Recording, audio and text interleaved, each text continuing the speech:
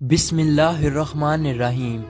अस्सलाम वालेकुम दोस्तों, आज की वीडियो में हम आपको बताएंगे पैगंबर खुदा हज़रत इब्राहीम अलैहिस्सलाम के बारे में, उनकी विलादत के बारे में, बुत परस्ती के खिलाफ उनकी तबलीग और नमरूद की तरफ से उनको आग में फेंके जाने का वाक़या। इस वीडियो को आखिर तक ज़रूर देखिएगा। नमरूद मुल्क बाबुल का बादशाह था। बाबुल के मौजूदा नाम इराक है। नमरूद इंतहाई मगरूर शख्स था।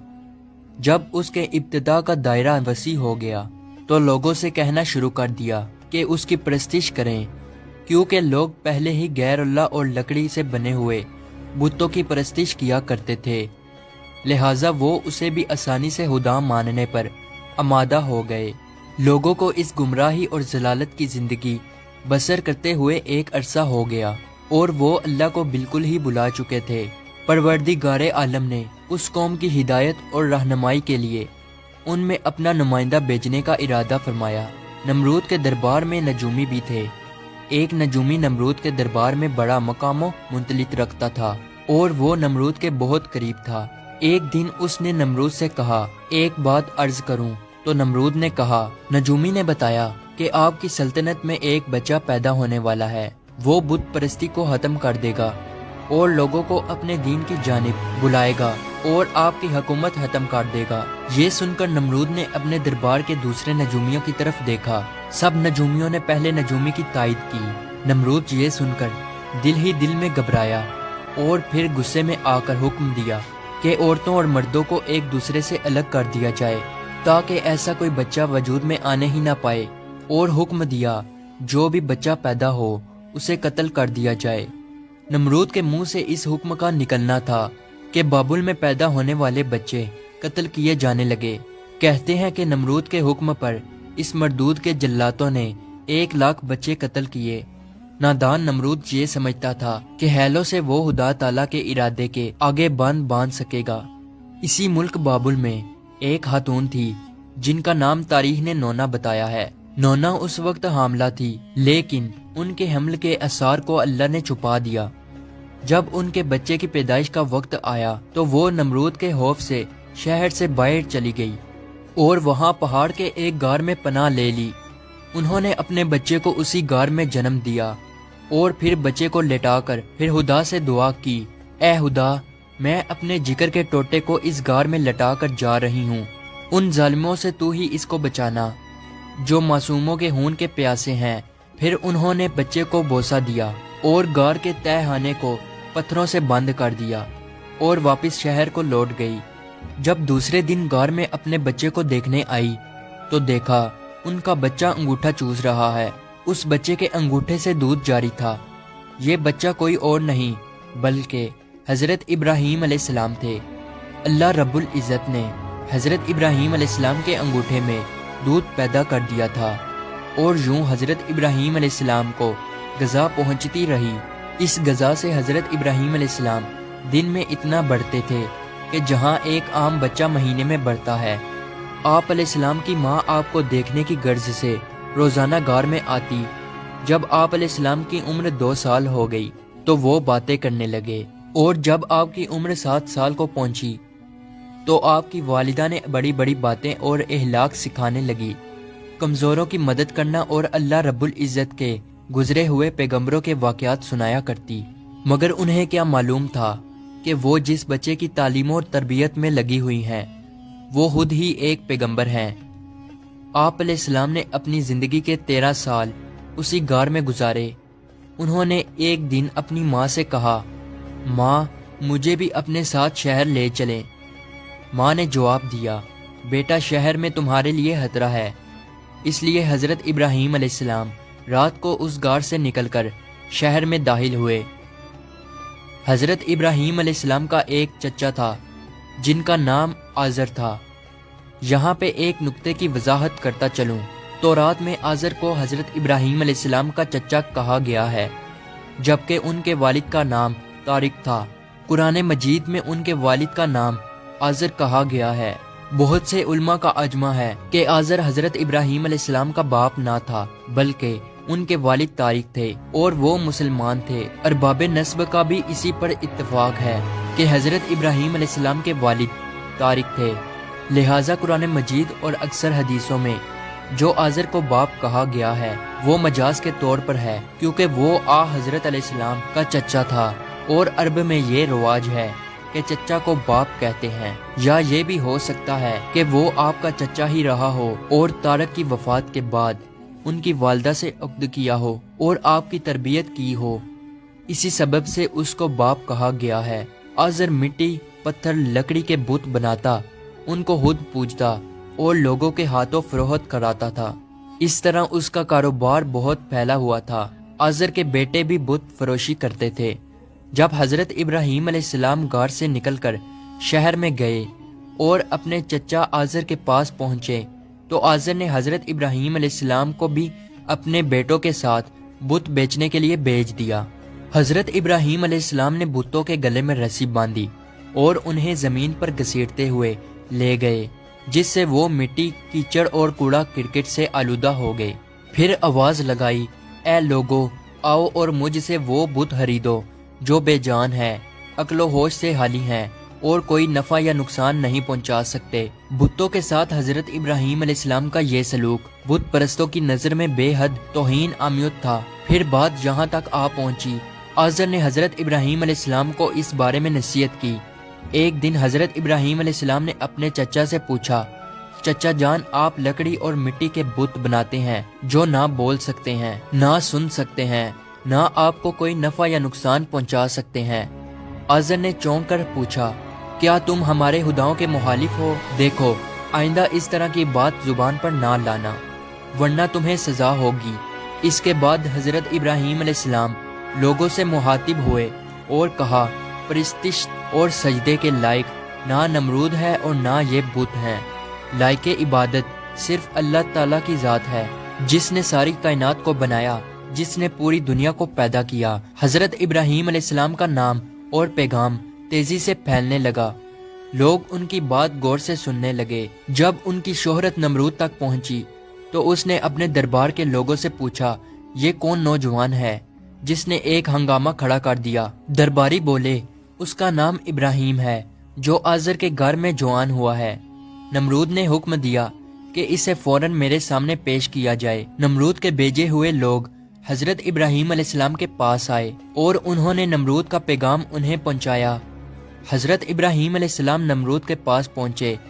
نمرود نے پوچھا، نوجوان، تم جس خدا کی بات کرتے ہو وہ کون ہے؟ تو حضرت ابراہیم علیہ السلام نے جواب دیا، میرا خدا وہ ہے جو لوگوں کو زندگی اور موت دینے کی قدرت رکھتا ہے۔ نمرود نے کہا، یہ تو میں بھی کر سکتا ہوں، اور اس نے ایک ایسے مجرم کو آزاد کر دیا جسے موت کی سزا کا حکم سنایا جا چکا تھا، اور ایک ایسے آدمی کو پھانسی دے دی جس کا کوئی جرم نہیں تھا۔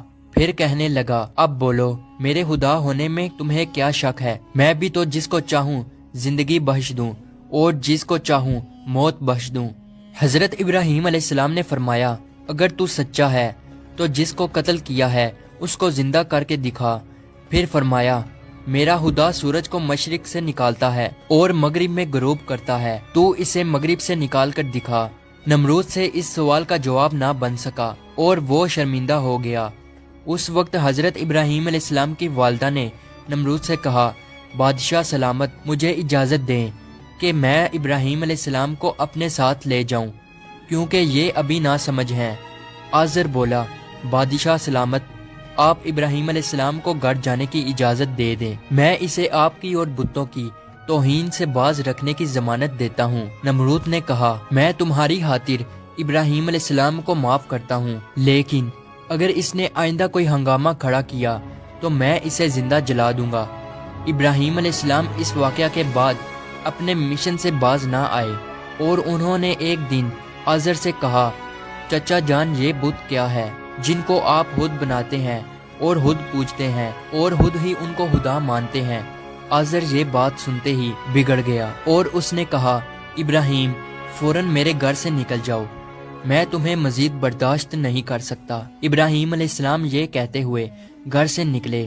چچا جان، آپ نہیں مانتے تو میں جاتا ہوں، مگر میں اپنے مشن سے باز نہیں آؤں گا، کیونکہ میں خدا سے ڈرتا ہوں اور ان بتوں سے یا نمرود سے نہیں ڈرتا۔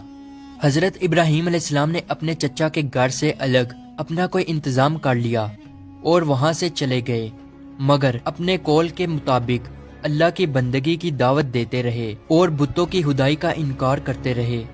ملک بابل کے لوگ ہر سال ایک عید منایا کرتے تھے اور اس دن کچھ خصوصی کام انجام دیا کرتے تھے، چنانچہ وہ لوگ سارا دن شہر سے باہر گزارتے تھے۔ ایک دفعہ جب عید کا دن آیا اور وہ لوگ شہر سے باہر چلے گئے تو حضرت ابراہیم علیہ السلام اکیلے اس شہر میں رہ گئے۔ جب حضرت ابراہیم علیہ السلام نے دیکھا کہ شہر خالی ہے اور بت خانے کا کوئی محافظ بھی نہیں ہے، حضرت ابراہیم علیہ السلام نے ایک کلہاڑا لیا اور بت خانے میں جا پہنچے۔ اس عالی شان بت خانے کو دیکھنے لگے جس کو بڑی نفاست کے ساتھ سجایا گیا تھا۔ اس میں مختلف بتوں کو ان کے مطابق ترتیب میں رکھا گیا تھا۔ تب آپ نے ان بتوں کا مذاق اڑانے کے لیے کھانا ان کے آگے رکھا جو آپ ساتھ لے گئے تھے۔ آپ نے ان سے کہا، کیا تم کھانا کھاؤ گے؟ جب بتوں کی طرف سے کوئی جواب نہ ملا تو کہا، تم بولتے کیوں نہیں؟ لیکن اب بھی کوئی جواب نہ ملا۔ اس پر حضرت ابراہیم علیہ السلام نے کلہاڑا اٹھایا اور ایک کنارے سے بتوں کو توڑنا شروع کیا۔ سارے بت چکنا چور کر دیے۔ آخر میں سب سے بڑے بت کے کندھے پر کلہاڑا رکھا اور بت خانے سے چلے گئے۔ جب شہر کے لوگ واپس لوٹے تو اپنے بت خانے میں گئے۔ وہاں جو ان کے بتوں کا حشر تھا، یہ دیکھ کر وہ بہت حیران اور پریشان ہو گئے۔ لوگ سوچ میں مبتلا تھے کہ یہ سب کچھ کس نے کیا ہے۔ سب لوگوں کی زبان پر ایک ہی الفاظ تھا کہ کس نے ہمارے خداؤں کے ساتھ ایسا سلوک کیا ہے۔ بعض لوگوں نے کہا، ہم نے ایک نوجوان کو بتوں کی برائی بیان کرتے ہوئے سنا ہے کہ جس کا نام ابراہیم ہے، وہ بتوں کی عبادت کو بے عقلی کا کام سمجھتا ہے اور اس نے ہمیں لعنت ملامت بھی کی تھی، اس لیے ممکن ہے کہ یہ کام اس نے ہی کیا ہو۔ اس طرح حضرت ابراہیم علیہ السلام پر شک ظاہر کرنے کے بعد ان پر ایک مقدمہ چلا۔ انہوں نے حضرت ابراہیم علیہ السلام سے پوچھا، کیا ہمارے خداؤں کے ساتھ یہ سلوک تم نے کیا ہے؟ تو حضرت ابراہیم علیہ السلام نے بڑے اطمینان سے جواب دیا، یہ بات اس بڑے بت سے پوچھو کہ جس کے کندھے پر کلہاڑا ہے۔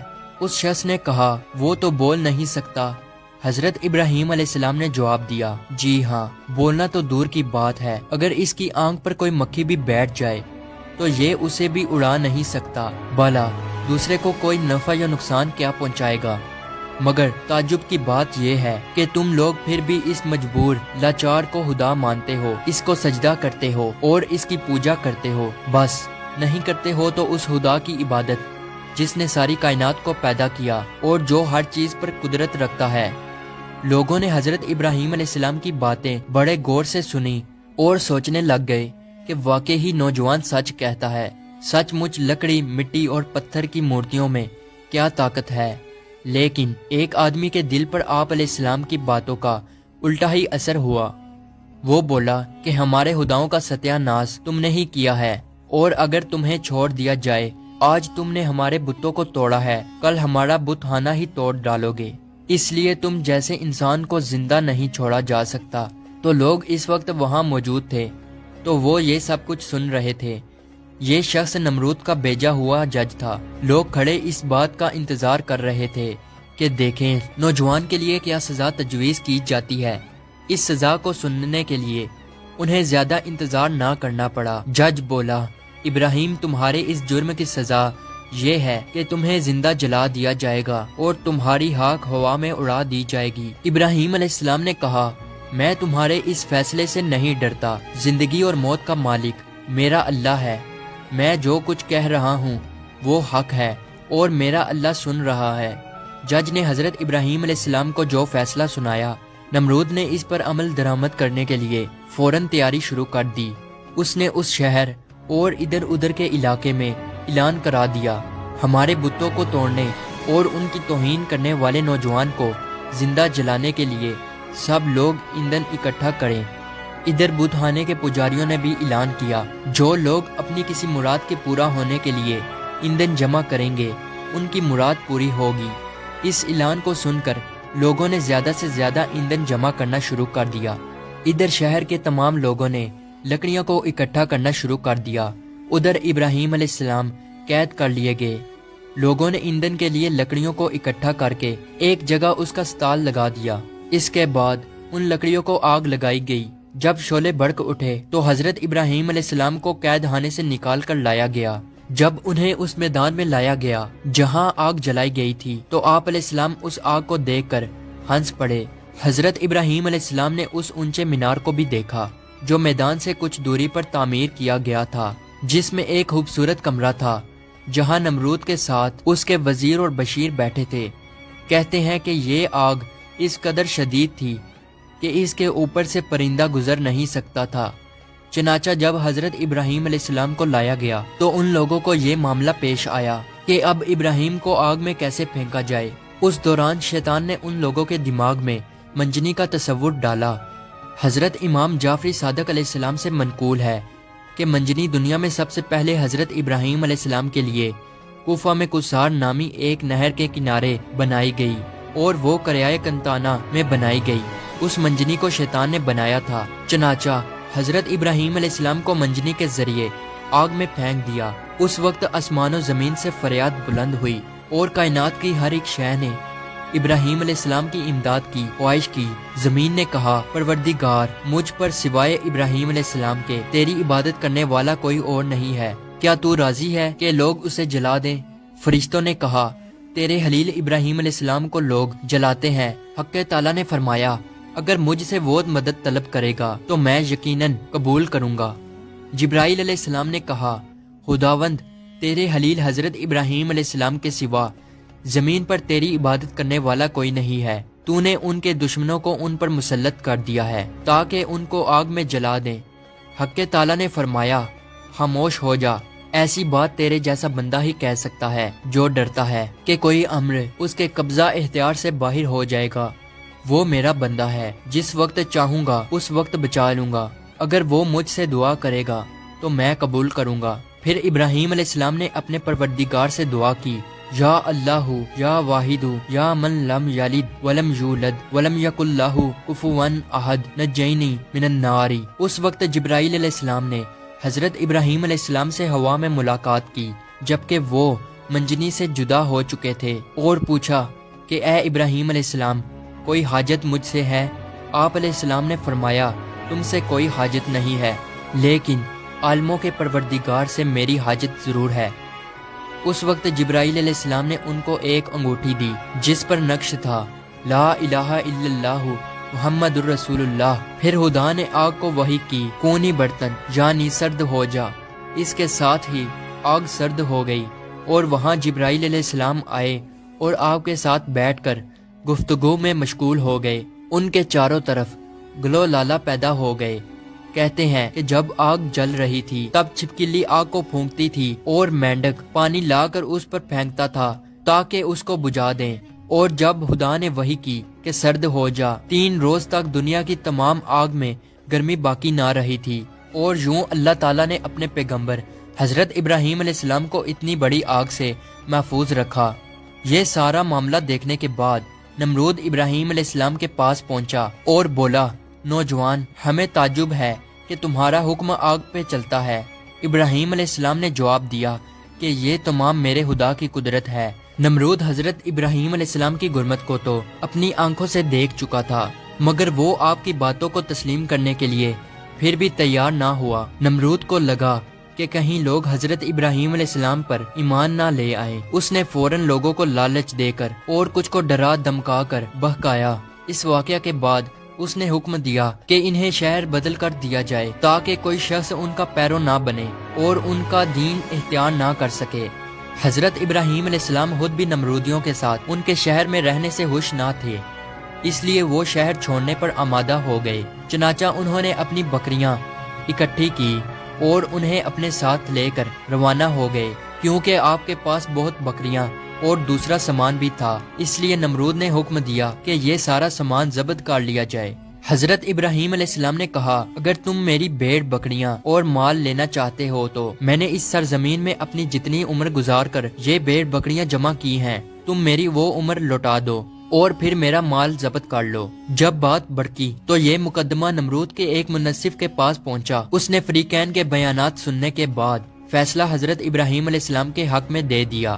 تب آپ اپنی بکریاں اور دوسرا سامان لے کر اپنی بیوی سارہ اور اپنے بھتیجے حضرت لوط علیہ السلام کے ہمراہ بابل چھوڑ کر چل دیے۔ اکثر مورخوں اور بعض مفسروں نے ذکر کیا ہے کہ آگ سے نجات کے بعد حضرت ابراہیم علیہ السلام نے نمرود کو دین حق کی دعوت دی۔ اس شکی نے کہا میں تمہارے خدا سے جنگ کروں گا، اور ایک دن مقرر کیا۔ اس روز نمرود بے شمار لشکر لے کر میدان میں آیا۔ ابراہیم علیہ السلام تنہا اس کے مقابلہ میں کھڑے ہوئے، یہاں تک کہ حق تعالیٰ نے سب سے کمزور مخلوق مچھر کو بھیجا، جن سے فضا تاریک ہو گئی، اور وہ لشکر والوں پر حملہ آور ہوئے اور ان کے سر اور ناک میں لپٹ گئے، یہاں تک کہ سب کے سب بھاگ کھڑے ہوئے۔ نمرود بھی ذلیل و رسوا ہو کر واپس آیا، لیکن پھر بھی ایمان نہ لایا۔ تو خدا نے ایک کمزور مچھر کو حکم دیا کہ اس کے دماغ میں گھس جا، تو وہ اس کے دماغ میں جا کر اس کا مغز کھانے لگا۔ نمرود اس قدر بے چین ہو گیا کہ چند آدمیوں کو مقرر کیا کہ چپل کی باریک نوک اس کے سر پر ماری جائے۔ نمرود کو اسی حالت میں 40 سال گزر گئے، تو وہ ایمان نہ لایا، بالآخر اسی حالت میں مر گیا اور اس پر جہنم مسلط ہو گئی۔ امید ہے ہماری آج کی ویڈیو آپ کو اچھی لگی ہو، تو اسے لائک اور سبسکرائب ضرور کیجیے گا۔ ملتے ہیں اگلی ویڈیو میں، تب تک کے لیے اللہ حافظ۔